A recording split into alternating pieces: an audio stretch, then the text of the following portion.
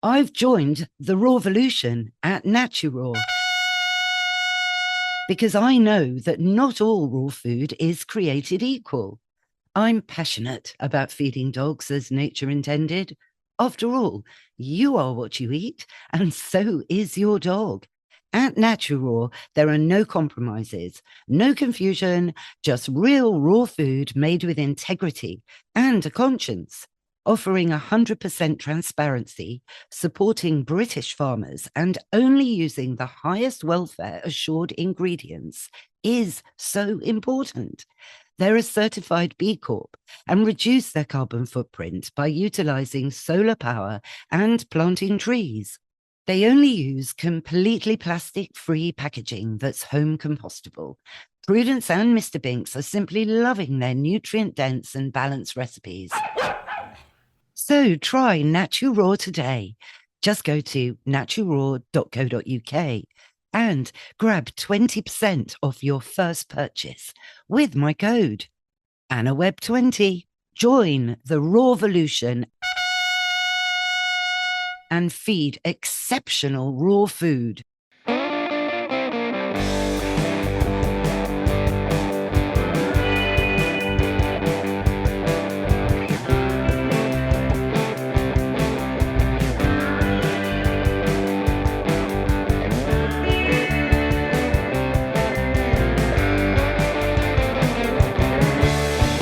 Hello, I'm Anna Webb, and welcome to A Dog's Life.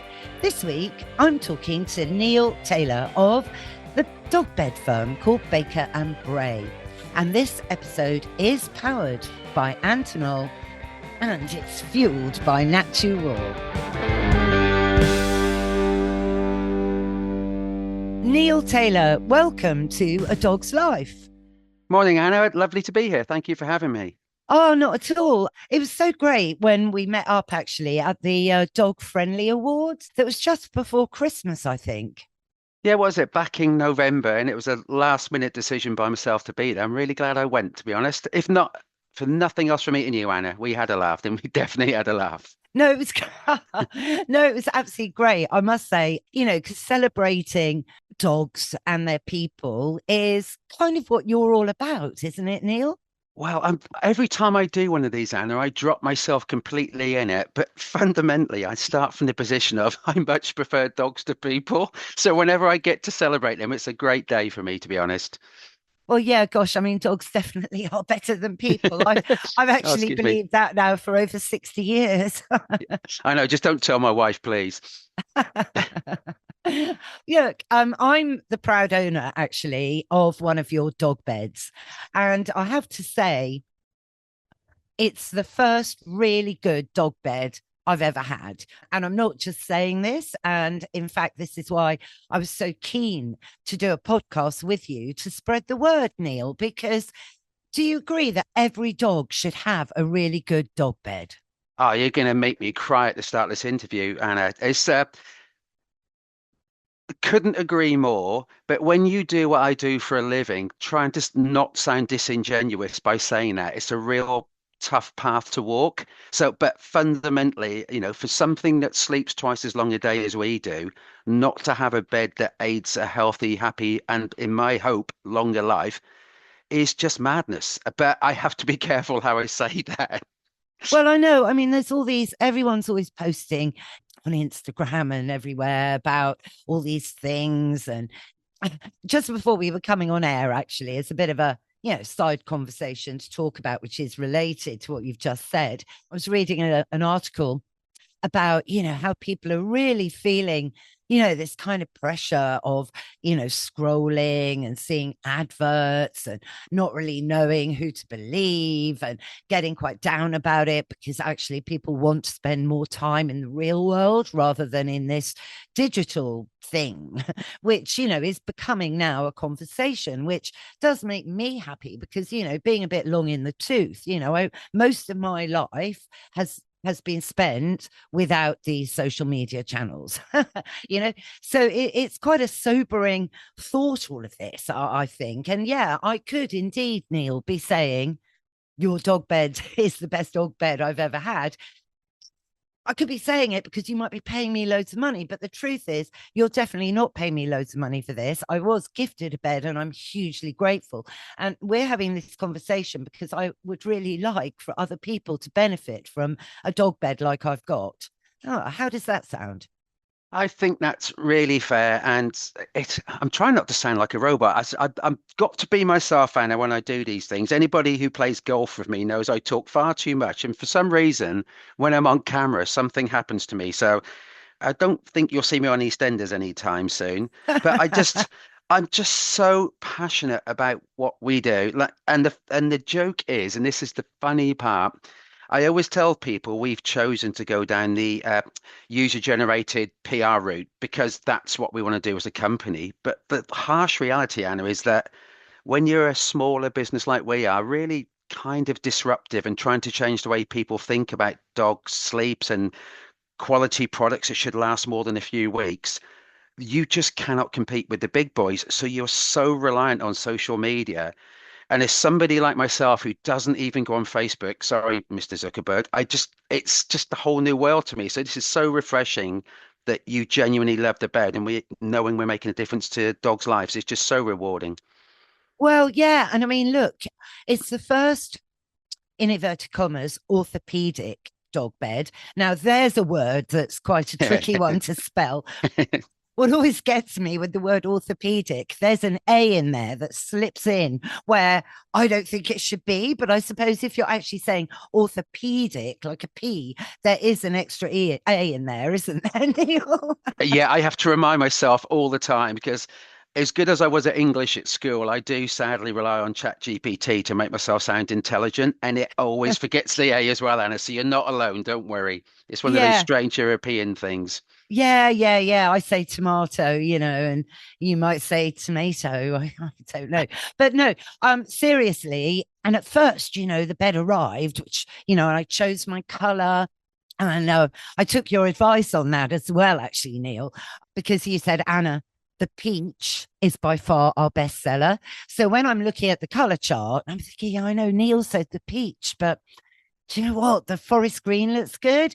And then I thought, no, I'm going peach. And I have so no regrets. I can see why it's the bestseller because it blends perfectly, and you can add a nice forest green blanket over. And, from this aesthetic point of view, which of course everyone's driven by, this bed is amazing because it holds its shape. It's anyway, I'll calm down. I love Explain. that you love it. You're making me so happy, honestly. And it's, I, I always joke, people think we've grown. I mean, to give you an idea, we sell about 8,000 dog beds a year. That sounds like a lot of business, right? And it is a lot of business, but you're never getting rich making dog beds, Anna, I promise you. And where we really feel vindicated and valued is that reaction. It kind of keeps you sane amongst this mad world we're in at the moment that you're doing something that's really making a difference to it, as I say again, in our opinion, the most beautiful creature in the world. And so thank you for that. It really does mean a lot to us. No, so go on. So how did it all start? Ah, dear, oh dear. Right. So this is where so my background, I've worked in pet for 30 years, and I'm gonna have to be really careful of what I say without alienating people I know.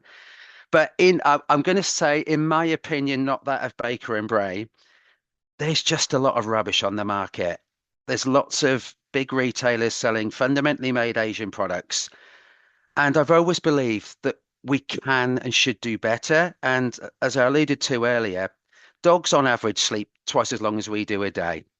We started from the position of, well, if we have a bed that we expect to last 8 years, or at least the mattress, and we only sleep 8 hours a day, surely to something that's so, in my case of my dogs, two speed, either go or asleep, they need something that is going to make the thing that I love probably most in the world, sorry, children, live longer, be healthier, be more active to encourage me to be active.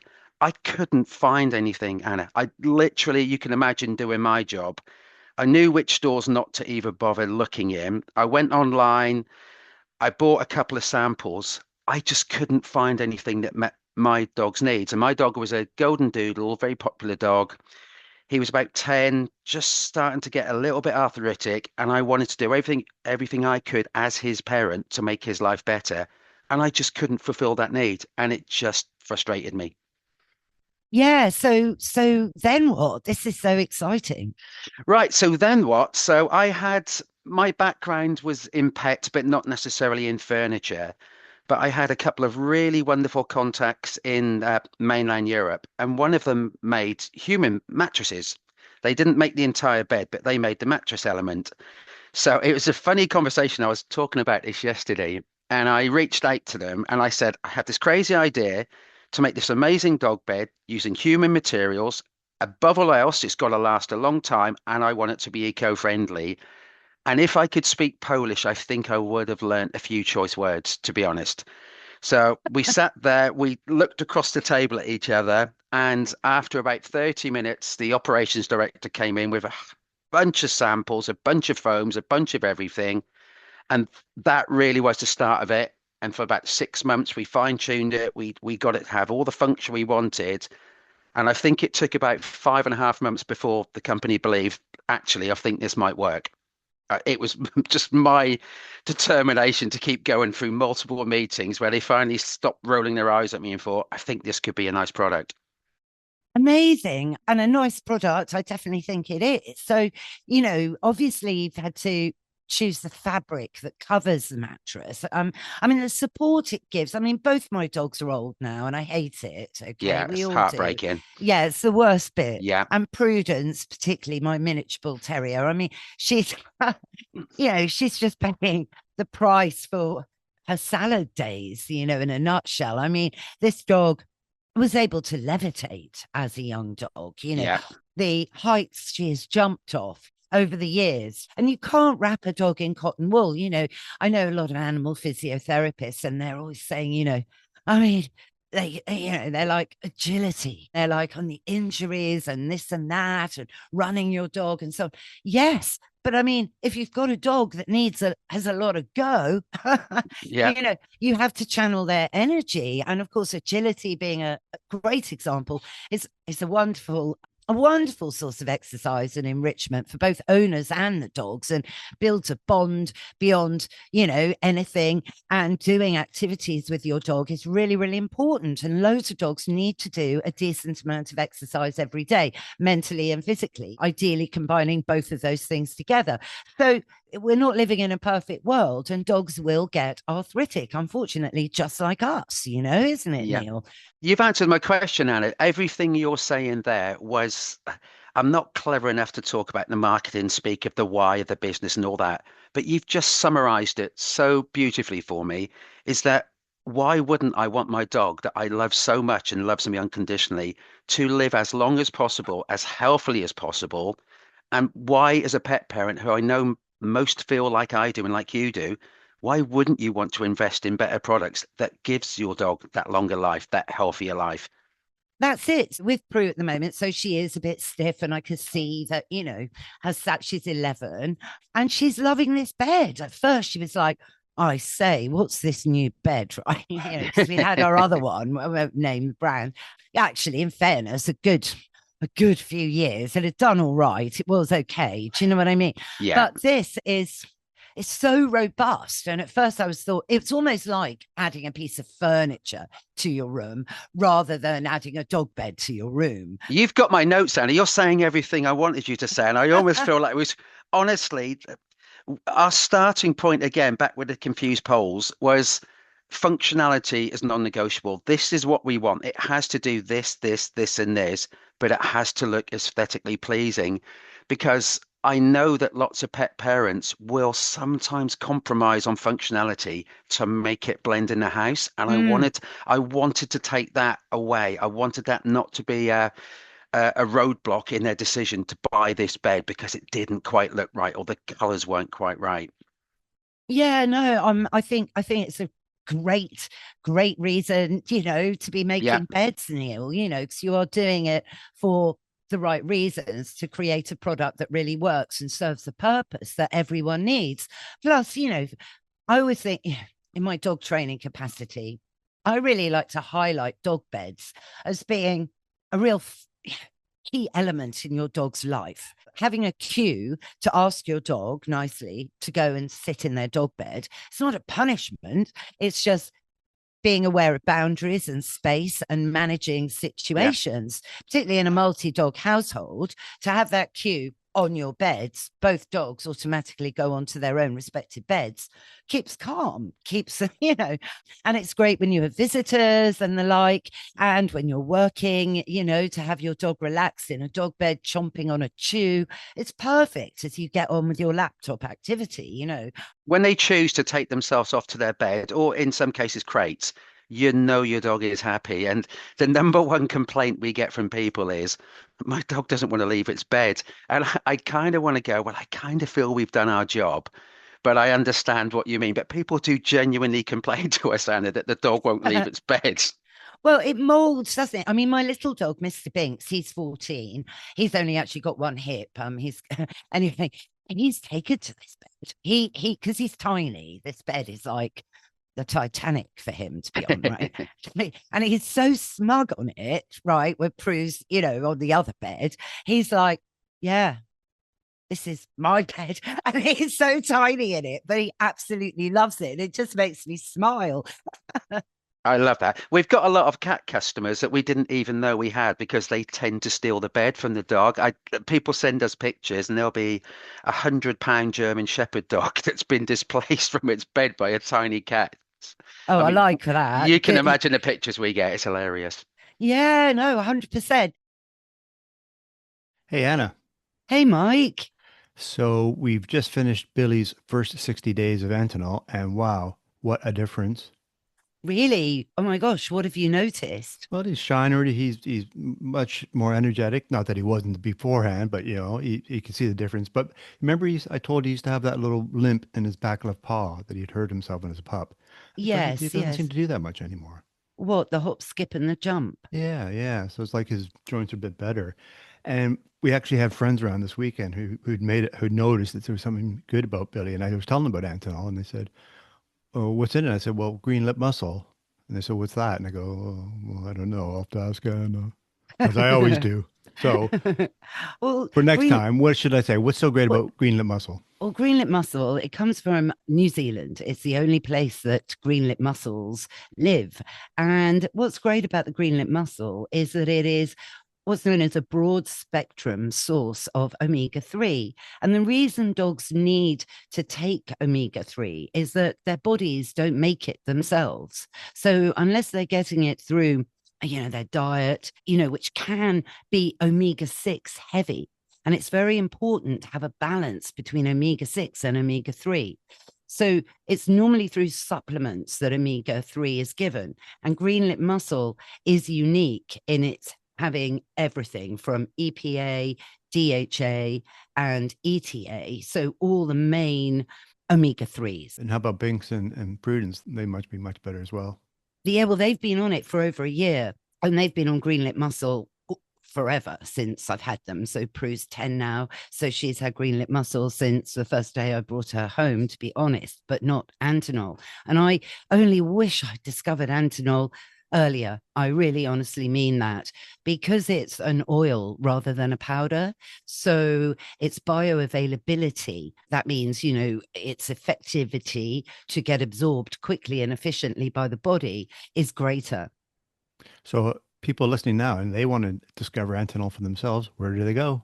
Well, all you have to do is go to Antinol, ANTINOL.co.uk, and then type in Anna Webb and get your special discount. Tell me, because it's really functional. You think of all the aspects, and obviously wash it. I've washed mine. Yeah. And I can say, hand on heart, it was not a nightmare. It was actually really easy to put the foam back into the cover. Sometimes it can be a bit of a fiddle. It wasn't a fiddle. The zip is really strong. There was no risk of anything popping. I've been through it with dog beds. Yeah, we all have. I was the same. Exactly the same thing happened to me. And the stark fact, I couldn't believe when we started the R&D on the bed, the average dog bed in the UK lasts 7 months. I couldn't believe that stat. It was verified. I've checked in multiple places. Obviously, there are beds that last longer than that, but the average, which never kind of means anything in the real world, is 7 months. And at my generation, we were quite a wasteful generation, and I wanted to give a little bit back. So not only did I want it functional, we insisted it was eco-friendly and sustainable as well. So this is a bed that can grow with you. If for most dogs, from your Cavapoo to your Cockapoo, this bed should last its lifetime. I mean, depends on the sleep and the digging, all those things, but that was the aim. No, it's brilliant because, thinking of offsetting is a really important aspect now to business. Let's face it, isn't it? Yeah, well, you hope so. You read the sort of hyperbole and the other things in companies' literature, but seeing it follow through is not always as easy to find. So we just wanted to make some product that's core to a dog's health and wellness available to help these companies aspire to sustainability on a meaningful in a meaningful way. Sorry. Yeah. So the fabric, tell me more about that, Neil. Right, the fabric. So when we started 4 years ago, we were limited. It was a bit like the black Model T Ford. We had slightly more than one color, but we were limited to about 32 colors. We're now up to, would you believe, 800. So the fabrics on our bed are made from recycled polyester. So plastic bottles from the ocean, from landfill, from your local council or wherever are collected, not by us, by our supplier, but then respun back into virgin polyester. So I think it changes depending on the size, but our average dog bed contains 40 plastic bottles recycled. The memory foam that we use in the inners is all overflow from human mattresses. This was the reason I went to the initial supplier in the first place. I knew they were throwing away about 15% of their raw material. We take that, we break it into pieces, and that is to fill in our beds. So again, it's product that would have gone to landfill is now in stunning dog beds, he says biasly. Yeah. And what about, because another thing I like about the beds, Neil, is the non-slip underneath, because it really works. That is the bane of my life. That sample, would you believe that product took probably longer than getting my supplier to get his head around the product, because what we needed, I mean, I could bore you to tears, Anne, and I'm trying not to bore your listeners either. No, they're not But bored, I promise. I feel like I'm talking too much. But an average dog, I hate the word average, dogs on average have about 220 million scent receptors. Humans have just shy of 5 million. So, sensitivity, hypoallergenic is crucial for dogs. They're so susceptible to airborne matter, many things. Honestly, I could write a paper on this. So the anti-slip we use feels really cheap. It feels really lightweight. But what it does, it allows the bed mattress section to breathe, to create airflow, which regulates a dog's heating, but also stops the buildup of moisture and particles that can cause dogs with allergies in particular to have issues. So that took months. It was a nightmare. That was made expressly for us, that fabric.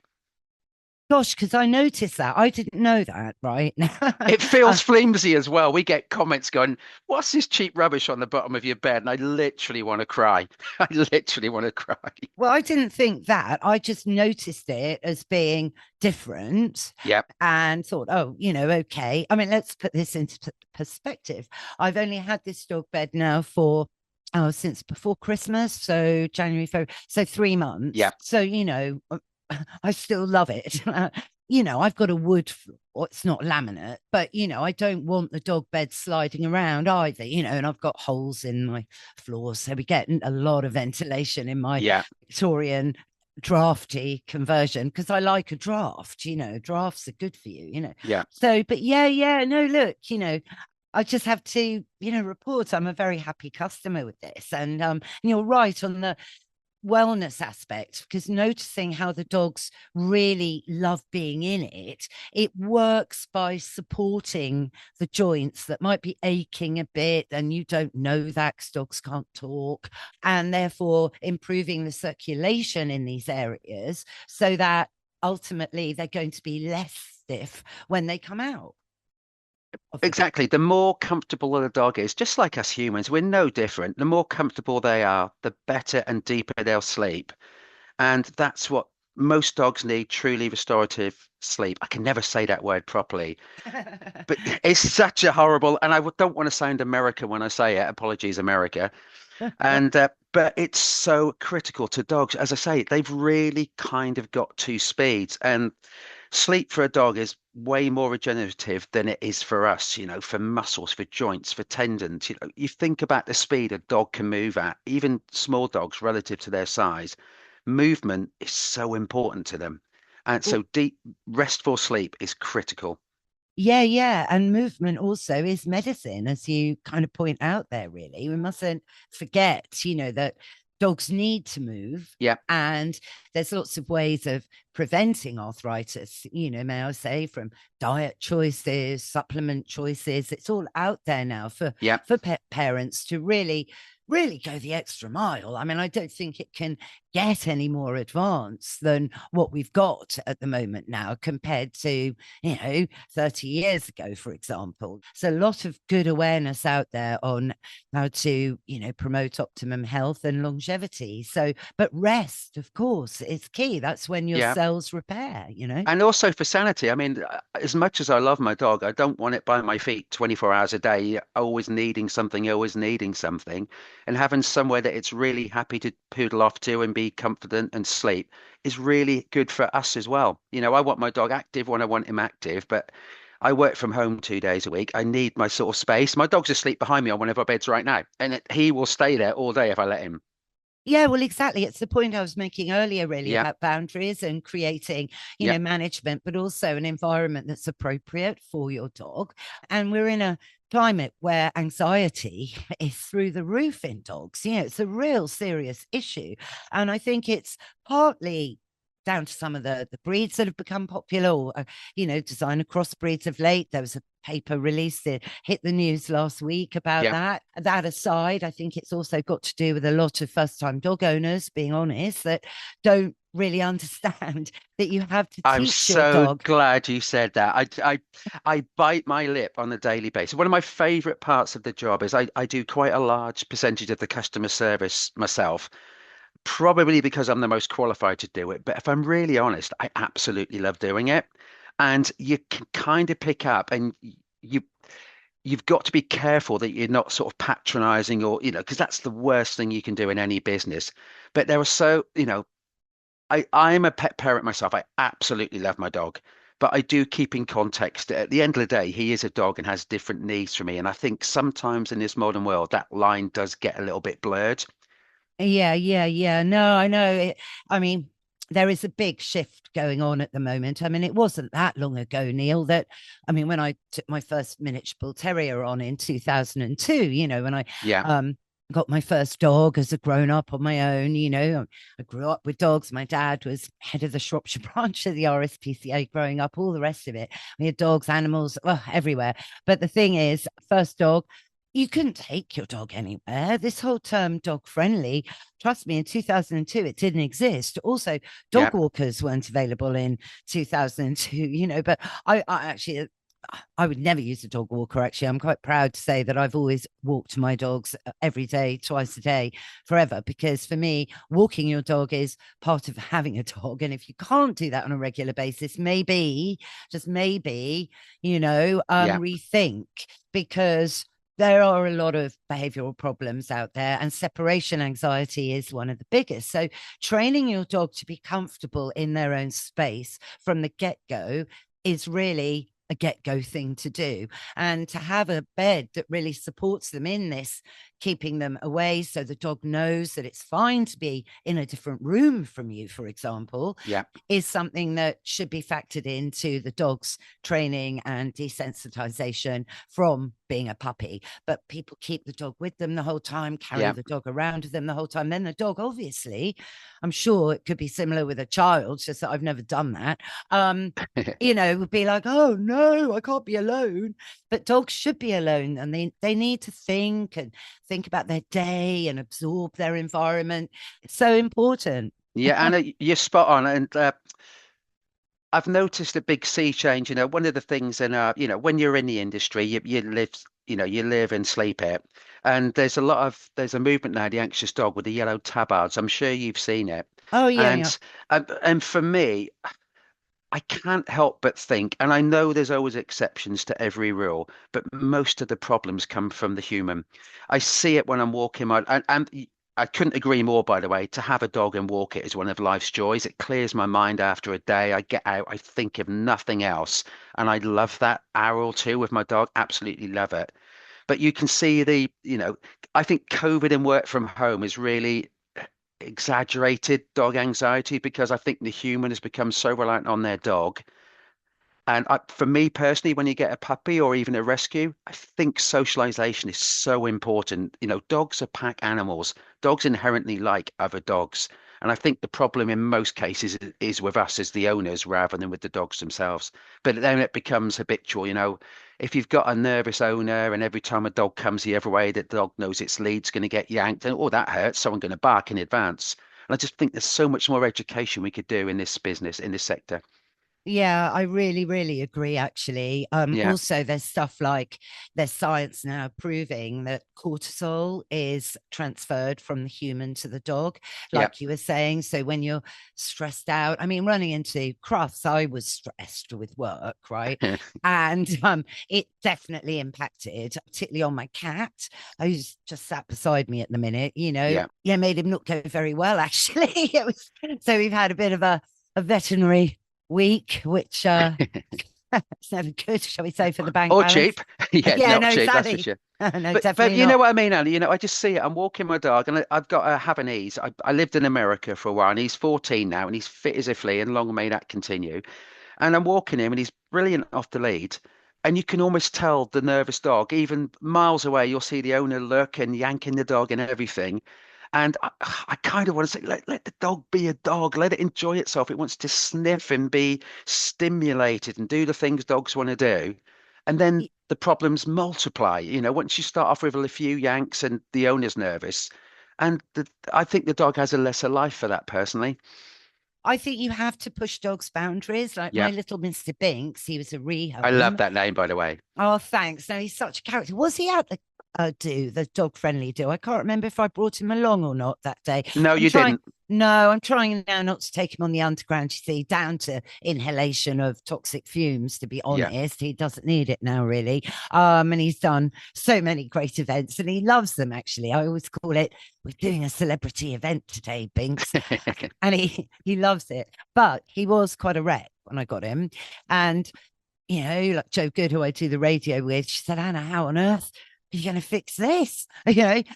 And it took ages and it was incremental, but I Yeah. pushed his boundaries. I thought, you can't live in this little head of yours that's full of anxiety like this. You need to enjoy your life as a dog.